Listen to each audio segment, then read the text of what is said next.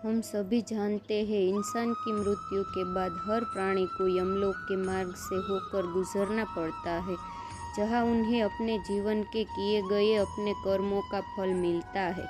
लेकिन इस मार्ग से वही व्यक्ति गुजरते हैं जिनकी मृत्यु हो गई। उसकी आत्मा को इस मार्ग से होकर गुजर के यम के सभा तक जाना पड़ता है और उसे वह धर्मराज द्वारा उनके अपने जीवन काल में किए हुए कर्मों का फल मिलता है। मगर क्या आपको पता है कि मृत व्यक्ति की आत्मा को यम के द्वार तक पहुंचने के लिए यमलोक के मार्ग को पार करना पड़ता है, जो बहुत ही भयानक है।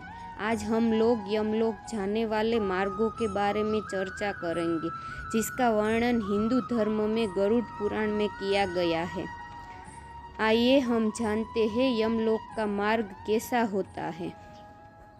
गरुड़ पुराण के धर्मकांड के अनुसार यमलोक का मार्ग बड़ा ही दुर्गम है, परंतु पुण्य आत्माओं के लिए सुखद एवं पापियों के लिए बड़ा ही भय एवं कष्टकारक है।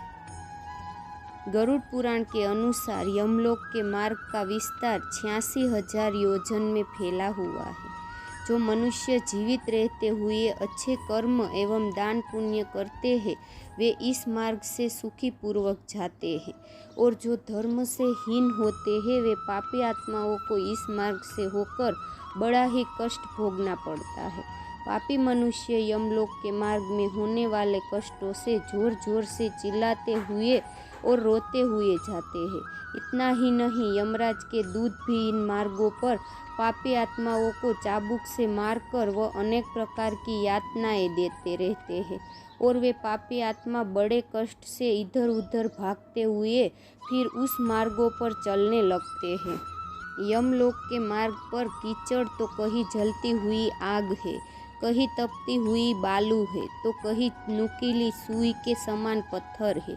इसके आगे कहीं कांटेदार पौधा तो कहीं बड़े बड़े ऊंचे पहाड़, जिन पर चलना अत्यंत दुखदायक है। इस मार्ग के आगे कंकर, कहीं सुई के समान कांटे बिछे हैं, कहीं खतरनाक जंगली जानवर है। इस प्रकार पापी मनुष्य इन सब रास्ते में आने वाले कष्टों से होकर यात्रा करते हैं। पापी मनुष्य यमदूत के पास में बंधे होने के कारण यमदूत उन्हें घिसकर इन सब रास्तों से ले जाते हैं। वही जो मनुष्य उत्तम कर्म करने वाले पुण्यात्मा होते हैं, वे अत्यंत सुख पूर्वक इन मार्गों को पार कर जाते हैं। अन्न का दान करने वाला व्यक्ति स्वादिष्ट भोजन करते हुए इस मार्ग को पार करते हुए जाता है।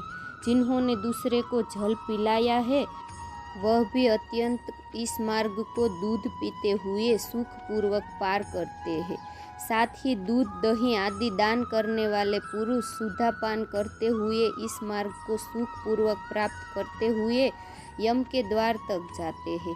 इतना ही नहीं, वस्त्र का दान करने वाले पुरुष दिव्य वस्त्रों से सुसज्जित होकर इस मार्ग को सुख पूर्वक प्राप्त करते हैं। गौदान करने वाला मनुष्य इस मार्ग में सभी सुखों को प्राप्त करते हुए यमलोक की यात्रा करता है। घोड़े, हाथी तथा रथ की सवारी का दान करने वाला पुरुष धर्मराज के विमानों से युक्त होकर इस दुर्गम मार्ग को वायु मार्ग से पार करता है। जिस पुरुष ने अपने माता पिता और गुरुजनों की सेवा की हो, देवताओं से सुसज्जित होकर इस मार्ग को सुख पूर्वक प्राप्त करके धर्मराज के द्वार तक जाते हैं। जो विद्यादान में तत्पर रहता है, वह ब्रह्मा जी से पूजित होकर जाता है। वेद आदि पुराणों का पाठ करने वाला ज्ञानी जन मुनियों के द्वारा अपनी स्तुति सुनता हुआ जाता है। इस प्रकार धर्मपरायण सुख पूर्वक यमराज के द्वार तक जाते हैं।